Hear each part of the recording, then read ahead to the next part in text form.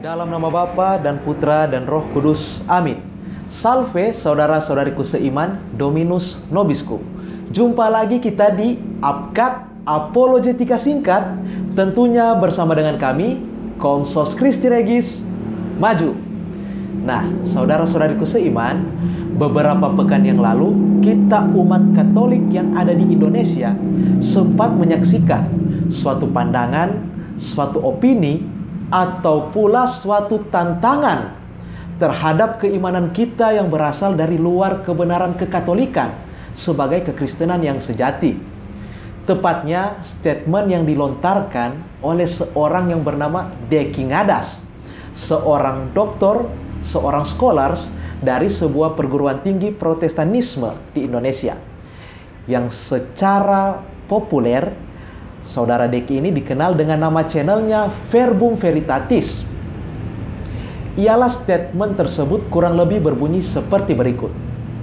Saya sudah buktikan kemarin di dalam sesi itu. Saudara silakan tonton lagi untuk detailnya. Archbishop, ini orang Katolik sendiri, Archbishop Peter Richard Kenridge, di dalam pidatonya yang kemudian transkripnya itu diterbitkan, membuat rangkuman posisi bapak-bapak gereja. 44 bapak gereja percaya bahwa Matius 16 ayat 18 itu bukan Petrusnya, tapi pengakuan iman Petrus. Hanya ada 17 bapak gereja yang mengatakan Matius 16 ayat 18 itu bicara tentang Petrus. Itu pun, catat, dari 17 bapak gereja itu tidak ada satupun, meskipun mereka bilang itu Petrus, tidak ada satupun dari 17 bapak gereja itu yang percaya tentang keutamaan Petrus, the primacy of Peter, dan kemudian keutamaan itu nanti diturun alihkan kepada para penerusnya, paus di kota Roma, dan hanya di kota Roma. No, sama sekali tidak ada keyakinan semacam itu di kalangan bapak-bapak gereja, baik itu bapak-bapak apostolik akhir abad pertama sampai paroh pertama abad kedua, kemudian bapak-bapak gereja abad kedua sampai dengan Nisea. Pada saat Nisea, saudara bisa baca di kanon 6, Bishop of Rome itu hanya disebut sebagai salah satu. Dia bukan yang terutama dan bukan yang paling utama di dalam konsili Nisea. Bukan dia juga yang bikin keputusan. Dia hanya disebutkan sebagai salah satu. Dan bishop-bishop dari kota-kota yang lain diakui kekuasaannya, yurisdiksinya masing-masing. Bishop of Rome itu hanya salah satunya. Artinya mengindikasikan bahwa tidak ada orang sampai pada konsili Nisea yang percaya bahwa Bishop of Rome itu punya keutamaan, punya primacy sebagai penerus dari Petrus, punya otoritas yang universal dan apalagi infallible. No, tidak ada satupun. Dan itu sebabnya saya kutip bagi saudara di dalam video sebelumnya, komentar dari Kate Skert yang mengatakan sampai pada abad kelima, jadi 5 abad pertama kekristenan, tidak ada satu bapak gereja dari wilayah manapun, baik itu timur dan barat, tidak ada satupun yang pernah bermimpi membaca Matius 16 ayat 18, kemudian dapat ide, oh ini bicara tentang keutamaan Petrus dengan posisinya yang mutlak, kemudian nanti keutamaan itu dialihkan kepada penerusnya, hanya bishop di kota Roma yang kemudian disebut dengan paus. No, tidak ada bapak gereja yang pernah bermimpi, di dalam hayalan paling liarnya pun tidak pernah membaca Matius 16, 18 demikian. Hanya gereja Katolik Roma secara eksklusif, entah dapat wahyu dari mana, yang kemudian dapat ide mendukung the primacy of Pope, keutamaan paus, dengan mencomot ayat itu sebagai dukungan. Karena apa? Karena seperti yang tadi saya katakan, mereka sudah bikin klaim heboh dan bombastis dulu, setelah itu baru cari-cari ayat. Kemudian mereka pergi comot Matius 16 ayat yang ke-18. Satu kali lagi, fakta sejarahnya adalah hingga abad kelima tidak ada bukti apapun untuk klaim-klaim gereja Katolik Roma mengenai keutamaan Petrus maupun keutamaan dan otoritas mutlak serta kekuasaan universal kepausan termasuk infallibilitasnya. Non. Nah, saudara-saudariku seiman, statement yang ia lontarkan ini pada intinya hendak merupakan sikap kontranya terhadap kebenaran yang diajarkan oleh gereja Katolik, yakni soal keutamaan otoritas gereja Roma. Secara khusus ialah keutamaan paus atau uskup Roma kita, yakni sebagai pengganti Rasul Petrus yang tak lain kita imani sebagai fondasi atau dasar di mana gereja kudus yang satu didirikan oleh Tuhan dan Juru Selamat kita, Yesus Kristus. Bahkan dalam sikap kontra dan perlawanannya terhadap kebenaran akan keutamaan otoritas gereja Roma yang demikian, si Verbum Veritatis ini bahkan melontarkan statement seperti berikut ini. Tapi di sisi lain, kalau Anda penganut gereja Katolik Roma yang ngerti baik ajaran resmi gereja Katolik Roma, kemudian menerima itu sebagai kebenaran dan ngotot konsisten mempertahankannya, apalagi ngeyel mempertahankannya, saya harus kasih tahu saudara, dengan segala kejujuran ya, tanpa ada maksud apapun untuk menyakiti hati saudara, perasaan saudara secara personal. Tidak, bukan itu maksud saya. Tapi sebagai hamba Tuhan Yesus Kristus, saya harus bicara kebenaran. Kalau saudara percaya ajaran resmi gereja Katolik Roma, ngerti baik-baik, ngerti dengan jelas, konsisten mempertahankannya, saudara tidak diselamatkan. Yes, saudara tidak diselamatkan karena ringkasnya, akan saya buktikan, ringkasnya. Ajaran-ajaran resmi gereja Katolik Roma yang unik ya, yang unik milik gereja Katolik Roma. Ada beberapa yang universal itu sama seperti Tritunggal, Kristologi, Pneumatologi. Tapi yang unik diajarkan di dalam gereja Katolik Roma dan yang diklaim secara eksklusif di dalam gereja Katolik Roma. Ajaran-ajaran itu adalah penyimpangan, bukan hanya penyimpangan, tapi penyimpangan yang sangat serius, distorsi yang sangat serius terhadap the gospel, Injil kasih karunia yang melaluinya orang diselamatkan. Ajaran-ajaran unik dari gereja Katolik Roma itu adalah another gospel, Injil yang lain, dan Injil yang lain tidak menyelamatkan. Maka di sini kami Apkat Komsos Christi Regis terdorong untuk memberikan suatu tanggapan yang telak dan mutlak terhadap statement-statement yang dilontarkan oleh Verbum Veritatis itu, yang pada dasarnya atau intinya adalah suatu sikap atau ciri khas Protestanisme terhadap keutamaan otoritas gereja Roma itu sendiri. Untuk itu, perlu kami tegaskan di bagian awal bahwa tanggapan khusus Apkat atas statement-statement yang dilontarkan oleh Deki Ngadas ini akan berisikan beberapa series tanggapan video yang dirangkai dalam 5 bagian tema berikut ini. Pertama, bantahan terhadap validitas literatur yang digunakan oleh Verbum Veritatis.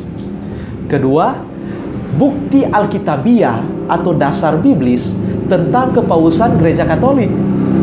Bagian ketiga, kesaksian zaman apostolik atau zaman di mana setelah zaman para rasul yang bersaksi atas keutamaan otoritas gereja Roma atau paus.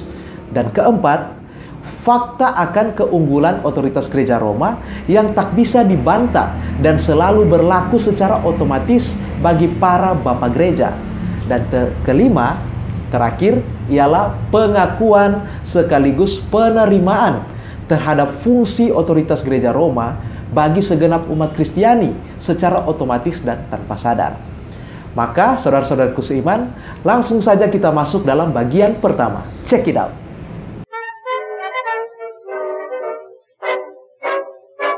Saudara-saudariku seiman, di dalam melontarkan sikap penolakannya atas kebenaran keutamaan gereja kita yang tak terbantahkan ini, Verbum Veritatis mendasarkan argumentasinya pada sebuah karya atau literatur yang berjudul An Inside View of the Vatican Council in the Speech of the Most Reverend Archbishop Kenrick, karangan Uskup Agung Peter Richard Kenrick, yang diedit oleh Leonard Woolsey Bacon, sebagaimana cuplikan berikut. Di screen sekarang saudara lihat ada satu buku. Ini bukan dari orang Protestan, bukan dari orang Lutheran, Reform. Ini adalah Archbishop. Dia adalah Bishop Katolik, Archbishop Katolik pertama di West Mississippi, abad ke-19, dan termasuk dia adalah salah satu pembicara, speaker di dalam Vatikan I, Vatikan pertama. Jadi namanya adalah Peter Richard Kenrick.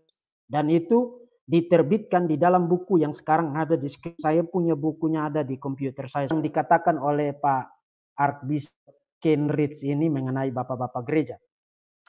Dia mengatakan ada 5 pandangan. Ada 5 pandangan Jadi tidak seragam ya. For start saja, pandangan bahwa semua gereja di berbagai tempat tunduk kepada Bishop of Rome itu sudah langsung alarm saudara sudah langsung berbunyi. Karena di kalangan bapak-bapak gereja itu tidak ada pandangan tidak seragam bahwa itu Petrus. No, tidak seragam. Even itulah pandangan yang minoritas. Nanti saudara akan lihat. Jadi ada 5 pandangan di kalangan bapak-bapak gereja awal. Sampai dengan abad ke-4. Mulai dari abad ke-2 sampai dengan abad ke-4, abad ke-5. Dia hitung dan dia cari kutipan-kutipan mereka. Dari tulisan-tulisan mereka. Terkait dengan batu karang di situ. Dan dia sudah daftarkan bagi kita statistiknya. Saudara lihat sekarang di screen. Pandangan pertama di kalangan bapak-bapak gereja tentang batu karang di Matius pasal 16 ayat 18 itu merujuk kepada Petrus. Nah, berapa banyak bapak gereja yang setuju itu Petrus? 17 orang bapak gereja. Misalnya Origenes, Cyprianus, Jerome atau Hieronymus, kemudian Hilary, kemudian Cyril of Alexandria, Leo the Great, termasuk juga Agustin. Jadi ada 17 bapak gereja mengatakan batu karang di situ adalah Petrus. Lalu selebihnya pandangan yang kedua, batu karang itu adalah semua rasul. Jadi bukan hanya Petrus, tapi semua rasul. Itu dianut oleh 8 bapak gereja. Origenes, Cyprianus, Rome, Agustin, itu contoh-contohnya ya. Kemudian yang ketiga, batu karang itu adalah iman yang diakui oleh Petrus. Berapa banyak bapak gereja yang anut itu? 44 fathers and doctors, baik di gereja timur, baik di gereja barat, termasuk juga di Afrika ya. Gregory of Nyssa, Cyril of Alexandria, Chrysostom, Theophilus, Hilary, Ambrose, Leo the Great, dan Augustine. Kemudian batu karang itu adalah Kristus, 16 bapak gereja, dan batu karang itu adalah orang-orang percaya. Selebihnya lagi itu jumlahnya tidak dikasih tahu di dalam buku itu, tapi jumlahnya tidak signifikan. Jadi dari penelitian dari Archbishop ini, pandangan mayoritas itu apa? Pandangan mayoritas bapak-bapak gereja. Pandangan mayoritas bapak-bapak gereja adalah batu karang di situ adalah iman yang diakui oleh Petrus, bukan Petrus. Hanya ada 17 bapak gereja yang bilang itu Petrus. 44 bapak gereja, artinya mayoritas suara bapak gereja mengatakan itu bukan Petrus, tapi merujuk kepada imannya. Engkau adalah Mesias, anak Allah yang hidup. Menurut hemat kami APKAT, bahwa dari literatur yang ditulis oleh Archbishop atau Uskup Agung Peter Richard Kenrick tersebut, Verbum Veritatis sekiranya menemukan adanya 2 fakta yang mendukung posisinya. Yaitu pertama, dari literatur itu, Verbum Veritatis menemukan adanya informasi bahwa dari bapak-bapak gereja, hanya minoritas bapak gereja, tepatnya hanya 17 bapak gereja sajalah yang mengartikan kata batu karang dalam Injil Matius bab 16 ayat 18 hingga 20 itu sebagai pribadi Rasul Petrus itu sendiri. Sedangkan mayoritasnya yakni 44 bapak gereja menafsirkan itu sebagai pengakuannya iman Rasul Petrus sebagaimana pandangan gereja-gereja Protestan dan gereja-gereja Ortodoks Timur pada umumnya. Kedua, dari literatur itu, Verbum Veritatis menemukan bahwa meskipun 17 bapak gereja itu mengakui atau menafsirkan kata batu karang itu sebagai Rasul Petrus sendiri, namun menurut Verbum Veritatis, 17 bapak gereja ini tidak menafsirkan itu sebagai keutamaan otoritas gereja Roma yang selalu mengklaim sebagai penerus Rasul Petrus yang berotoritatif, terutama para uskupnya, khususnya lagi Paus atau Bapak Suci kita. Sehingga Verbum Veritatis sendiri sebenarnya pun mengartikan juga kalau kata batu karang dalam Injil Matius bab 16 ayat 18 sampai 20 tersebut adalah sungguh Rasul Petrus, namun dengan pemahaman yang berbeda dengan kita umat Katolik, sebagaimana cuplikan berikut ini. Nanti saudara lihat di dalam presentasi saya, saudara-saudara, bahwa sebenarnya saya setuju dengan tafsiran Gereja Katolik Roma. Yes, saya setuju dengan saya setuju dengan tafsiran Gereja Katolik Roma bahwa Matius pasal 16 ayat 18, batu karang di situ merujuk kepada Petrus. Dan nanti saya akan kasih dasar eksegetikalnya. Kenapa saya setuju? Sambil memberikan catatan serius. Bahwa meskipun saya setuju itu Petrus, tapi tidak dalam pengertian seperti yang dimengerti oleh Gereja Katolik Roma. Jadi dalam pengertian tertentu saya sepakat dengan tafsiran Gereja Katolik Roma, tapi dalam pengertian yang lain saya menolak posisi Gereja Katolik Roma. Saya seorang reform, seorang teolog Calvinis, dan seorang Protestan. Saudara tidak heran akan hal itu, bukan? Sekilas, posisi Verbum Veritatis ini terlihat tangguh dan kokoh bagi kita umat awam Katolik, sehingga diyakini sulit untuk dibantah atau disanggah kesahihannya. Namun, sepertinya hal tersebut hanyalah sebuah kesan belaka dari seorang yang malas dalam hal membaca atau mempelajari tentang fakta yang sesungguhnya atas sesuatu atau suatu hal. Terlebih juga bagi orang yang malas untuk memperdalam akan keimanan kekatolikannya. Mengapa? Karena terdapat suatu fakta yang begitu menarik dan sekaligus otentik mengenai Archbishop atau Uskup Agung kita yang terhormat ini, yang sungguh tak pernah diketahui oleh Verbum Veritatis dan orang-orang yang polos lainnya yang terobsesi dengan karya ilmiah itu yang digunakan oleh Verbum Veritatis. Fakta tersebut ialah sebagaimana yang diinformasikan dalam situs Catholic New Advent, bahwa pada Konsili Vatikan Pertama yang diselenggarakan pada bulan Desember tahun 1869, memang Archbishop Peter Kenrick menentang definisi dari dogma infalibilitas kepausan, dan bahkan ia memilih posisi non-placed atau posisi tidak berkenan atau tidak mengambil bagian pada pendahuluan sidang atau konsili tersebut. Bahkan beliau dikatakan tidak menghadiri sesi di mana dogma infalibilitas ini diumumkan dan ditegaskan. Namun, ketika isi beserta kesimpulan dari dogma itu dipromulgasikan oleh gereja, Archbishop Peter Richard Kenrick pun taat dan memilih menerima akan penetapan dogma itu secara mutlak.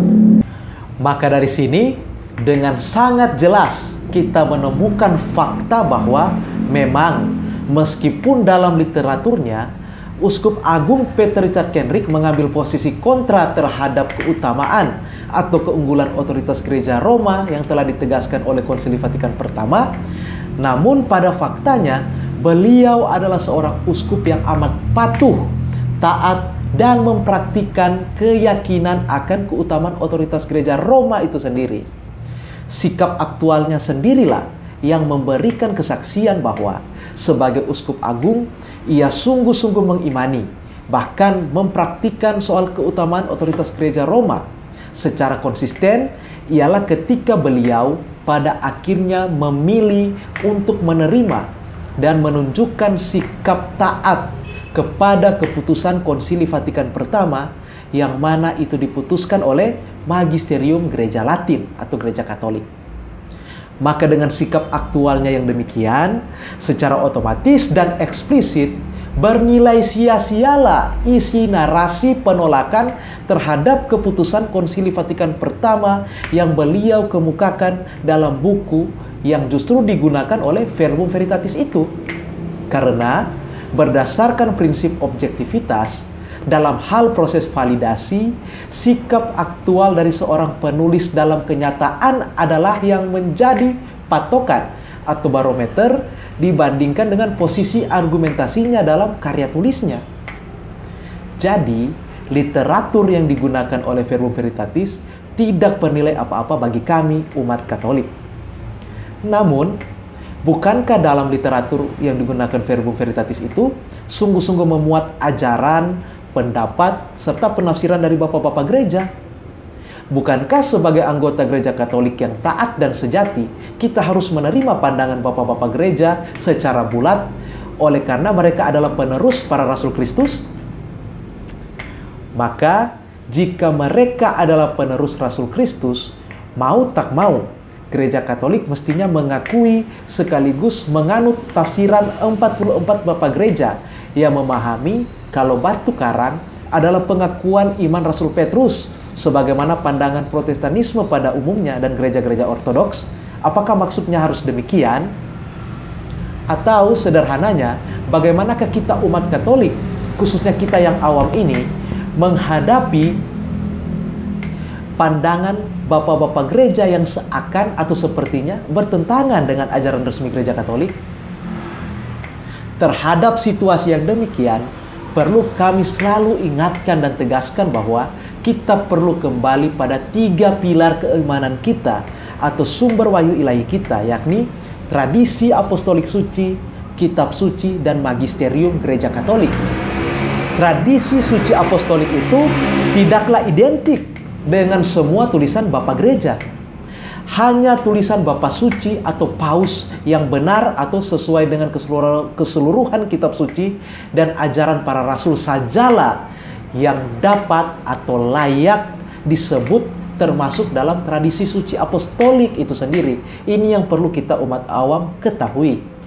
Nah, untuk menentukan benar atau tidaknya, atau termasuk atau tidaknya suatu ajaran bapak gereja ke dalam tradisi suci, itu adalah tugas dari magisterium gereja Katolik, tentu oleh pimpinan Roh Kudus. Maka magisterium memasukkan hanya pengajaran-pengajaran bapak gereja yang konsisten dengan keseluruhan kitab suci, ajaran para rasul dan para bapak gereja pendahulu mereka, ataupun ajaran bapak paus yang telah menjadi tradisi suci itu sendiri. Mengapa harus magisterium?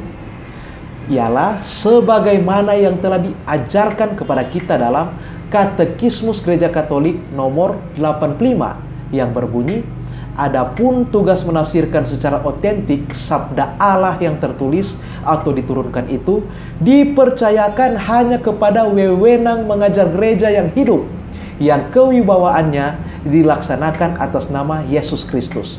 Mengutip Dei Verbum nomor 10.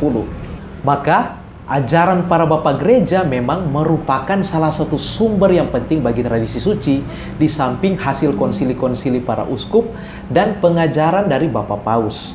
Dalam hal ini, magisterium, yaitu bapak paus dan para uskup dalam persekutuan dengannya, itulah yang pada akhirnya menentukan tulisan-tulisan mana dari para bapak gereja yang dapat dipegang sebagai acuan pada saat menentukan atau menyatakan secara tertulis pengajaran yang menyangkut hal iman dan moral yang bersifat infalibel atau tidak mungkin salah. Kuasa tidak mungkin salah ini diberikan oleh Tuhan Yesus Kristus kepada Rasul Petrus dan para rasul, sebagaimana yang tercatat di dalam Injil Matius bab 16 ayat 18 sampai 19 atau Injil Matius bab 18 ayat 18 yang kini masih berlaku bagi para penerus mereka, sebab kesatuan ajaran merupakan sesuatu yang mutlak bagi kesatuan gereja dan itu hidup dalam gereja Katolik. Jadi tulisan-tulisan para bapak gereja itu tidak otomatis infalibel. Tetapi jika sudah dinyatakan menjadi acuan oleh magisterium, kita dapat yakin bahwa tulisan para bapak gereja tersebut adalah benar. Dan pengajaran yang benar inilah yang termasuk di dalam tradisi suci apostolik. Sehingga sejarah gereja sendiri memberikan kesaksian bahwa walau tidak banyak atau tepatnya hanya relatif sedikit, bahwa dapat kita temukan beberapa tulisan para bapak gereja yang salah ataupun tidak sepenuhnya benar, sehingga magisterium gereja kita tidak mengambil tulisan-tulisan tersebut sebagai patokan pengajaran. Karena apa? Tidak sesuai dengan keseluruhan pengajaran yang ada di dalam pusaka iman kita atau deposit of faith. Perihal istilah salah atau tidak sepenuhnya benar, itu dapat kita lihat dalam konteksnya masing-masing. Misalnya, sebagian pengajaran dari Tertullianus terutama setelah ia memisahkan diri dari gereja Katolik, dan juga ajaran dari Origenes tentang pre-existence of souls, dan juga ajaran Santo Thomas Aquinas yang tidak mendukung ajaran Bunda Maria dikandung tanpa noda dosa atau Immaculate Conception. Maka patokan tertinggi bagi pijakan kebenaran ialah tidak hanya berhenti pada suara para bapak gereja saja, melainkan magisterium gereja Katolik itu sendiri. Bentuk real dari yang dimaksud dengan magisterium itu tak lain adalah otoritas pengajaran gereja Roma itu sendiri yang saat ini sedang diragukan oleh Verbum Veritatis. Untuk itulah otoritas gereja Roma lah yang menjadi penentu atas status ajaran atau status suara dari bapak-bapak gereja, apakah isinya layak ataupun tidak. Dengan demikian, dengan adanya fakta sikap aktual dari Uskup Agung Peter Richard Kenrick yang pada akhirnya memilih taat dan menerima keputusan Konsili Vatikan Pertama tentang dogma infalibilitas Paus, dan juga adanya fakta bahwa pandangan-pandangan pribadi Bapak Gereja bisa salah ketika tidak disepakati secara bulat oleh magisterium gereja, maka Verbum Veritatis sama sekali tidak berhasil atau gagal untuk membantah kebenaran akan keutamaan otoritas gereja Roma yang telah ditetapkan oleh Kristus sendiri. Lantas, apa dasar Alkitab tentang kepausan itu sendiri? Kita akan bahas pada seri selanjutnya. Salam Apkat, mari kita bela iman kekatolikan kita. Dalam nama Bapa dan Putra dan Roh Kudus. Amin.